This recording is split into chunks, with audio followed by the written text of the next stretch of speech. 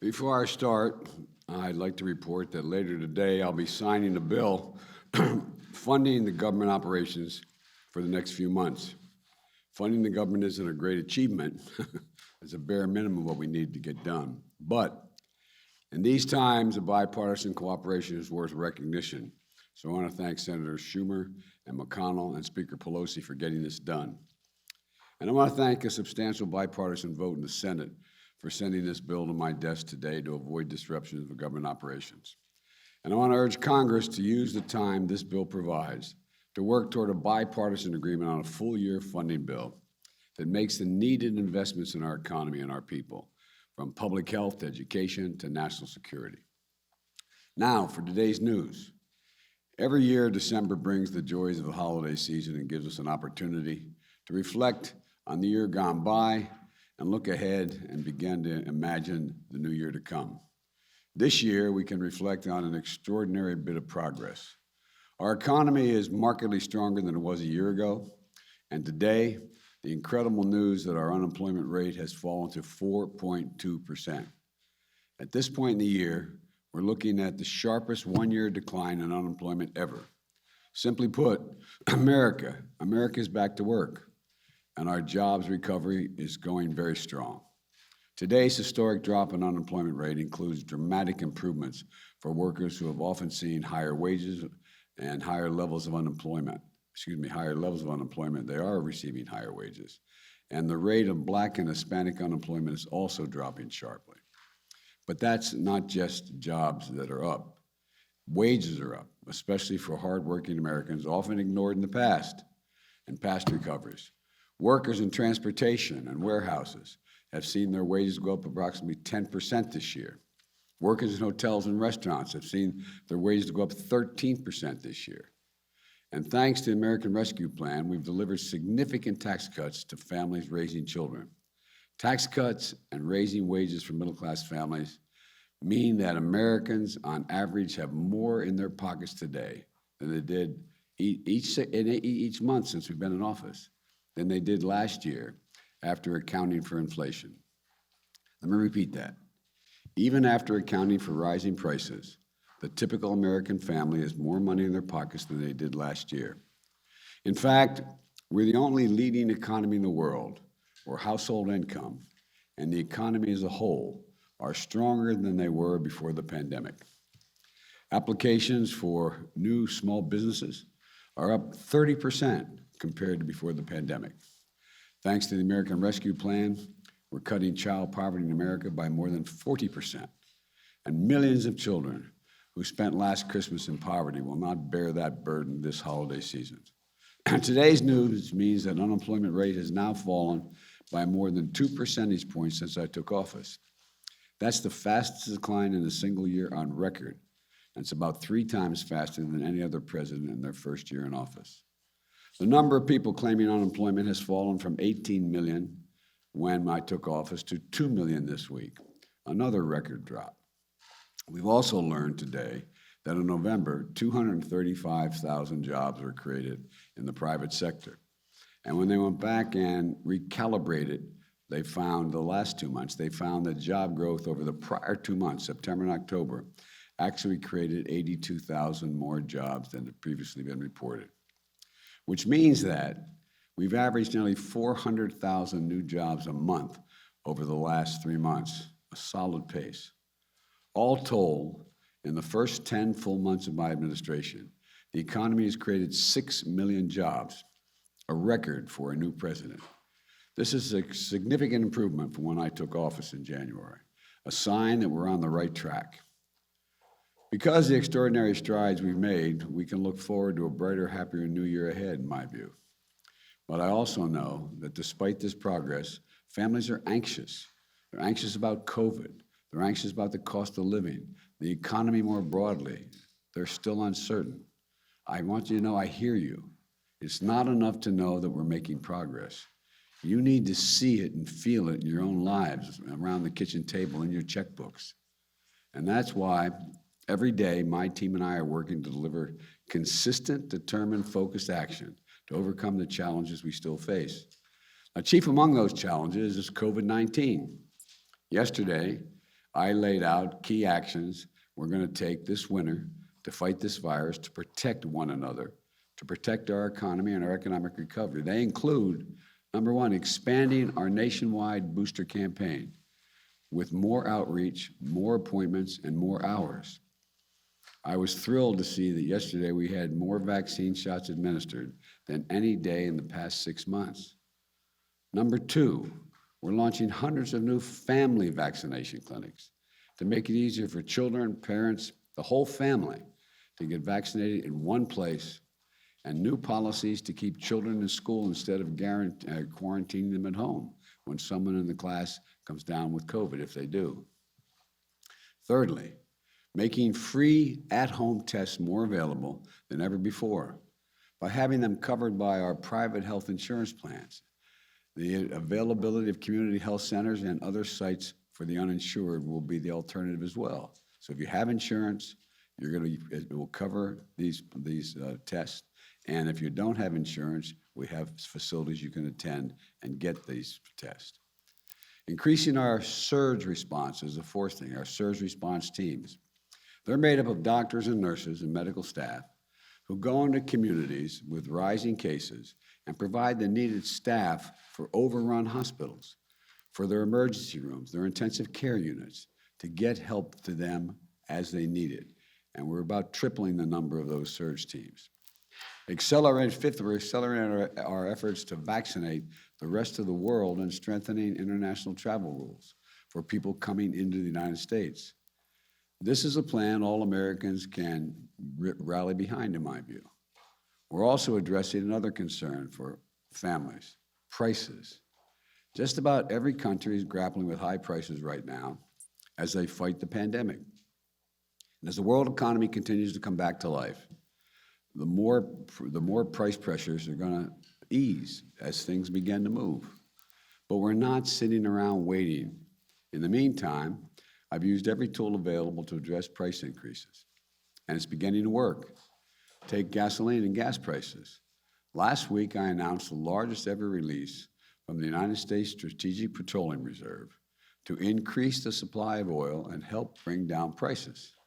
And I brought together other countries, India, Japan, the Republic of Korea, the United Kingdom, who all agreed to join me in releasing additional oil from their reserves. And China may very do more as well. They haven't done it yet. This worldwide effort we're leading won't solve the problem of high gas prices overnight. But over the last month, likely due in part to the anticipation of this action, we've seen oil and gas prices out of the wells, oil and gas prices on the wholesale market come down significantly. Since the end of October, the average weekly price of gasoline on the wholesale market, that's what you sell to the gas stations, has fallen around 10%. And that decline has picked up in recent days. That's a drop of about 25 cents per gallon. These savings are beginning to reach Americans and should pick up in the weeks ahead. And it can't happen fast enough. And I've asked the Federal Trade Commission to consider whether potentially illegal and anti-competitive behavior in the oil and gas industry is causing higher prices for consumers when they don't need to be that high because the wholesale prices come down so much. So we can assure the American people are paying a fair price for gas. At this time of the year, another concern that's facing American families is about being able to find what you need in the holidays, whether it's gifts or groceries. As I laid out earlier in the week, because of my actions, the actions that my administration has taken, in partnership with business, with private business and labor, retailers and grocery stores, freight movers and railroads, the shelves of our stores are going to be well stocked. We've sped up operations at our ports. For example, at the Port of Los Angeles and Long Beach, the two busiest ports in America. Over the last month, the number of containers left sitting on the docks for over 8 days is down by 40%. I've said that before, and people have come to me and said, well, what does that mean? And so they're down 40%. Well, it means that the product are no longer sitting on the docks. They're getting off the docks, into trains, into trucks, into vehicles to get them to the store shelves. This is an incredible success story. On Monday, I convened a group of CEOs from some of the largest retailers and grocery stores, as well as leading companies that work with small businesses across the country. And they reported that their investments are up, shelves are well stocked, and they're ready to meet consumer demand for the holidays. Now, I said that yesterday, and then I saw a couple of your stations put on, you found some empty shelves. They're old empty shelves, but it doesn't matter. But go back and take a look at some of those shelves again, okay? But the point is that the vast majority of the shelves are filled, and the CEOs of not only the suppliers, but the CEOs of UPS and FedEx, which are on track to deliver more packages than ever, are saying the same thing. So we're heading into holiday season in strong shape.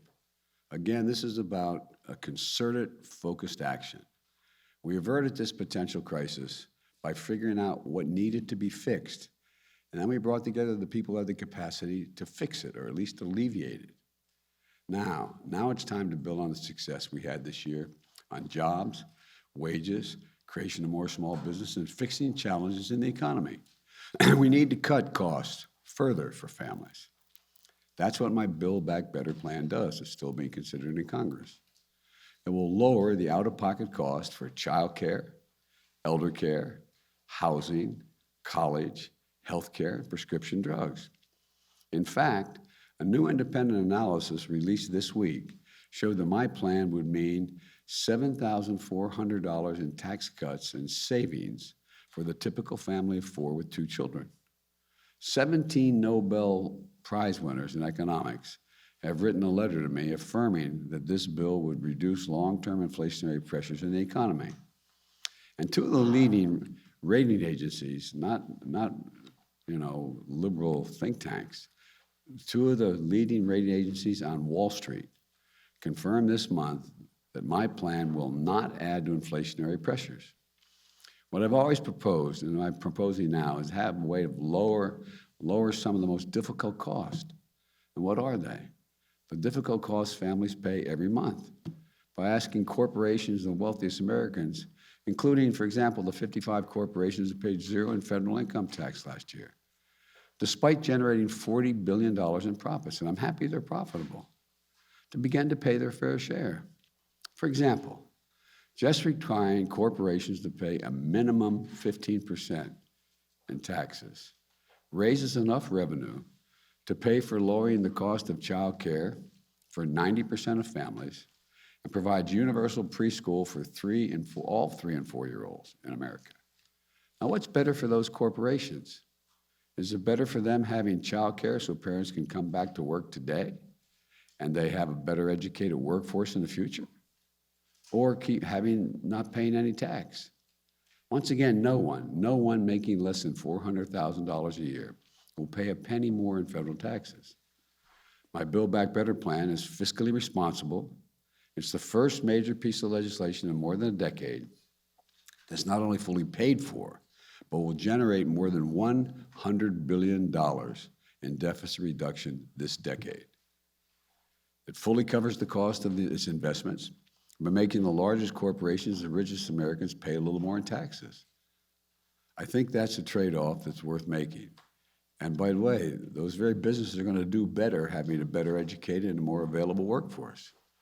Having those who've done very well pay their fair share is just the right thing to do in order to provide a little breathing room for millions of American families. Throughout our history, we've emerged from crisis by investing in ourselves. And so we're going to keep at this. We're going to keep making progress for our families and for our nation. I promise you that's what's going to happen. God bless you all, and may God protect our troops and keep everyone safe. Mr. President,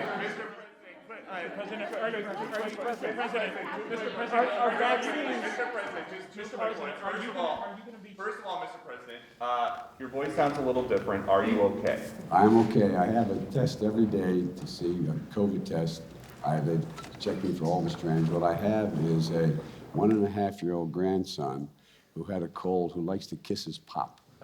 And he'd been kissing anyway. So, but it's just a cold. And then, so on COVID policy, it seems like the administration is starting to soften some of the language. There's this new op-ed where you talk about COVID and we are going to beat it back. Are you no longer going to shut it down? No, we got to beat it back before we shut it down. Look, this is going to take time worldwide. In order to beat COVID, we have to shut it down worldwide. In the United States of America, we're doing everything that needs to be done to take care of the American people within our borders. But look what's happened. You know, we're starting to make some real progress, and you find out there's another strain. And the idea that you can build a wall around America to keep any COVID from around the world out is not there. And besides, that's one of the reasons why I know we get criticized, I get criticized for not doing more for the world. But we've done more for the world in providing vaccines available and help than any nation, every other nation in the world combined. In addition to that, we've also, with regard to India and other countries, and we're working around the clock. Remember, I suggested we suspend the patents. Let everybody be able to have access to this so they can make the vaccine in their own countries. And thirdly, in Southern Africa, for example, South Africa has all the vaccines they need. They don't want any more vaccines now.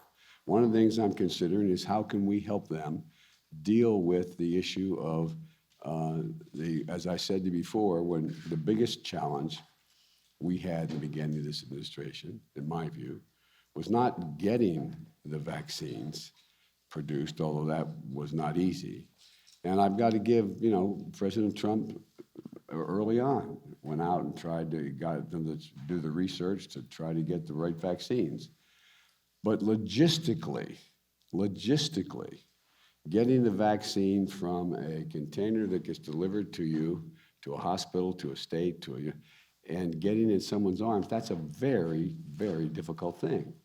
And we did it better than anybody in the world has done it, but we're going to try to help other people. Mr. President, given that there are now multiple cases of Omicron here in the U.S., are you considering requiring vaccines for domestic travel or any other new measures for domestic travel? The measures that I announced yesterday we believe, are sufficient to deal with the proper medical precautions to deal with the spread of this new variant. We are doing, as you know, at NIH, as well as among the manufacturers, a lot of research to see the extent of how quickly it spreads, how deadly it is, et cetera, et cetera. But we do require for travel, we're going to continue to require the people to have masks on, and in public places, and so, and in federal buildings. So, but I don't at this point, because I think I know a fair amount about this issue, but I'm not a scientist. So I continue to rely on the scientists and asking them whether or not we have to move beyond what we did yesterday. Right now, they're saying no.